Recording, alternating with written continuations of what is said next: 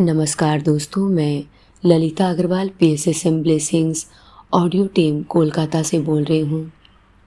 पिछले ऑडियो में हमने जाना कि लेटर में एक लक्ष्य को बताया गया है, लेकिन उन्हें यह नहीं मालूम कि इस लक्ष्य को कैसे पूरा करना है। ऑडियो नंबर 87 में हम इसी घटना को आगे बढ़ाएंगे। आगे लिखा होता है, हम सभी मिलकर बाकी डिटेल्स पर भी काम करेंगे, क्योंकि इस महान कार्य में हम सभी बराबर हैं और हम सभी के आइडियाज़ पर समान विचार होने चाहिए। उसके बाद हम सभी तुम्हें अपने सुझाव देंगे और विभिन्न विषयों पर तुम्हारी सलाह चाहेंगे। आज तो हमने तुम्हारे सामने उसकी रूपरेखा रखी है। तुमने 4th डिग्री में वर्षों तक काम किया है और तुम्हारे पास बेसिक और टेक्निकल नॉलेज का अच्छा बैकग्राउंड है और ज्ञान एकत्रित करना हमारी प्लानिंग का पार्ट नहीं है। भविष्य में तुम जो भी चुनते हो, बहुत ज़्यादा काम या बहुत थोड़ा, जैसा तुम चाहो कर सकते हो।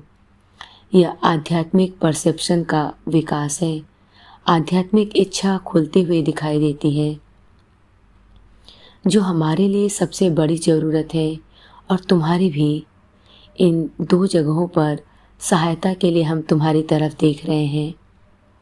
तुमसे निवेदन है कि इस नए प्रस्तावित कार्य पर मौन रहो और किसी को कुछ न बताओ, बाहर के लोगों को भी और दूसरे स्कूल के सदस्यों को भी। इससे कोई फ़र्क नहीं पड़ता कि तुम सामूहिक कार्य के फेज में प्रवेश करते हो या नहीं। इस पर मौन रहने के कई कारण हैं। सबसे स्पष्ट तो यह कि दीक्षा के प्रोसेस के लिए सभी उम्मीदवारों को अल्पभाषिता का प्रयास और संयत रखने की ज़रूरत है। इस नए कदम पर विचार विमर्श के लिए थोड़ा समय लेने के बाद क्या हम तुमसे एक विचारशील उत्तर की उम्मीद कर सकते हैं?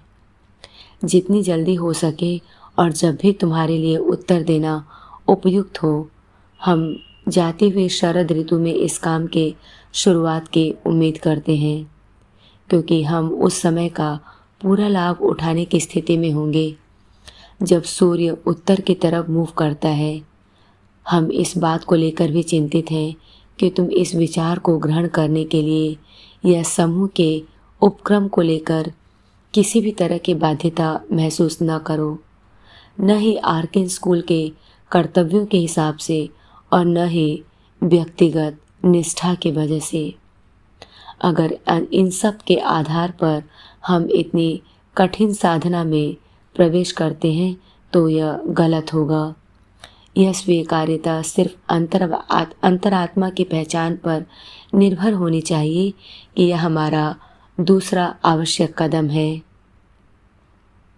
हम यह बहुत आनंद के साथ बता रहे हैं कि हम जो हेडक्वार्टर्स पर हैं, काम के इस नए फेज़ की शुरुआत करने के लिए जिम्मेदार हैं और इसमें हमें तुम्हारा साथ और सहयोग चाहिए। हम स्वयं में यह जानते हैं कि यह कदम सिर्फ इसलिए संभव है क्योंकि इस रास्ते पर चलने के लिए हमने लंबा और निरंतर प्रयास किया है। यह लेटर मैं बहुत छोटे केंद्र की तरफ से साइन कर रहा हूँ, उन लोगों की तरफ से जो अपना आध्यात्मिक अनुभव शेयर करने जा रहे हैं। तुम्हारा सह शिष्य और सहकर्मी एलिस ए बेली। यह घटना और यह चैप्टर यहीं ख़त्म होता है। हम एक नए चैप्टर की शुरुआत करने जा रहे हैं जिसका नाम है पर्सनल लेटर्स, यानी व्यक्तिगत चिट्ठियाँ। टॉरकॉम जी बताते हैं, उसके बाद एक बहुत बड़ा सरप्राइज आया। एलिस ए बेली की तरफ से व्यक्तिगत पत्र, जो कुछ इस तरह है। नवंबर 7, 1949 प्राप्त किया गया। नवंबर 23, 1949 उत्तर दिया गया। 29 नवंबर 1949 लिखा था, डियर मिस्टर सराय दरिया। यह लेटर तुम्हारे पास एक सरप्राइज़ की तरह आ सकता है। यह मेरा प्रमुख काम रहा है कि मैं विश्व के शिष्यों की खोज करूं जो बहुत एक्टिव होकर काम कर सकते हैं। इस खोज में मैंने जाना कि कुछ लोग जो या तो शिष्य हैं या शिष्य होने के रास्ते पर हैं, और उनमें से भी तुम्हारे डेडिकेशन, निरंतर प्रयास और काम के प्रति समर्पित होने की वजह से मैं तुम्हें पहचानने के लिए बाध्य हूँ। मैं आशा करती हूँ कि यह सुनकर तुम्हें खुशी होगी। क्या तुम इस बारे में मुझे व्यक्तिगत रूप से डायरेक्टली लिख सकते हो? तुम्हारी एलिस ए बेली। मैंने चरम आनंद के साथ उत्तर देते हुए एलिस ए बेली को लिखा कि मैं इस नए ग्रुप के लिए अपना सर्वोच्च दूंगा और इस प्लान की सेवा के लिए अपना जीवन समर्पित करूंगा। मैंने लिखा, डियर मिसेज बेली, आपका 7 नवंबर 1949 का लिखा पत्र सेवा और एडवांस्ड ट्रेनिंग के सामूहिक कार्य के लिए एक निमंत्रण है। इस नए अवसर के लिए जो आप मुझे दे रही हैं, हृदय से धन्यवाद। एक ग्रुप मेंबर होते हुए मैं ज़्यादा इंटेंसिफाइड रेडिएशन और प्लान्ड वे में काम करूँगा। मैं अधिक अनासक्त भाव से आपके उत्तर का इंतज़ार कर रहा हूँ और वादा करता हूँ कि मैं सहयोग करने की और इस ग्रुप के रिदम को ऊंचा रखने की पूरी कोशिश करूँगा। मुझे अपने रिसेंट स्टडी पेपर्स के बारे में भी कुछ कहना है। मैं सोचता हूँ जब हम नई आश्रम सीरीज़ को पढ़ना शुरू करेंगे, प्रकाश के लिए गुप्त तरीके से काम करने वालों का अध्ययन बंद कर देंगे। लेकिन चूँकि मैंने उनका गहरा महत्व और उनमें बेशकीमती उपदेशों को देखा है, मैं चाहूँगा कि वो सारे सेट मेरे पास हों। सेट 7 to 10 मैं उनका अकेले अध्ययन करूँगा। आपको और ग्रुप ब्रदर्स को मेरा हृदय से प्रणाम। हमारे अंदर का ईश्वर हमारे कदमों को इंसानियत और हायरार्की की सेवा की तरफ ले जाएं। 1949 नवंबर 29। अमन हमेशा आपका।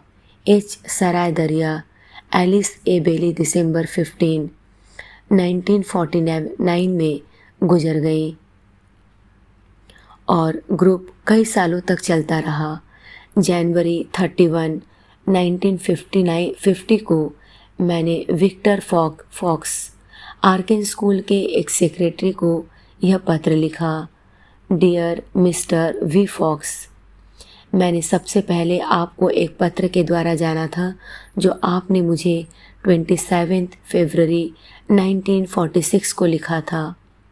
अपने लेटर के उत्तर में मैंने मिसेज ए बी को दिसंबर 15, 1945 को लिखा था। उस समय मिसेज एलिस ए बेली गंभीर रूप से बीमार थी और मैं अपने लेटर में आनंद के शब्दों को ही दोहरा रहा था जो उसने भगवान बुद्ध से कहे थे जब वह इस सांसारिक दुनिया से विदा ले रहे थे। अपने पत्र में आपने लिखा था, जब हम पूरी तरह आश्रम के बारे में जान जाते हैं और यह भी जान जाते हैं कि हम उस सर्वशक्तिमान के अंश हैं, जीवन और मृत्यु का विचार या शरीर में रहते हुए या शरीर के बाहर होकर करने का कार्य सभी हमारी ज़रूरत का हिस्सा रह जाएगा और हमारे इच्छा और चेतना का स्थान। इस समय मैंने इन वाक्यों को अपने बड़े भाई एलिस ए बेली के लिए दुख और आनंद के मिले जुले भावों के साथ लिया। अपने अंतिम पत्र में जो उन्होंने मुझे दिया, वह मुझे डिसाइपल्स का ग्रुप ज्वाइन करने के लिए इनवाइट कर रही थी और उन्होंने इस पत्र को ऐसे ख़त्म किया। मैं आशा करती हूँ कि इससे आपको बहुत खुशी होगी। सचमुच जब मुझे वो पत्र मिला, मेरा हृदय प्रेम और आनंद से भर उठा था। आज के लिए इतना ही। अगले ऑडियो में हम इसी घटना को आगे बढ़ाएंगे, इसी घटना का जिक्र करेंगे। तब तक के लिए धन्यवाद दोस्तों। आप सभी का बहुत बहुत आभार। आपका दिन शुभ हो।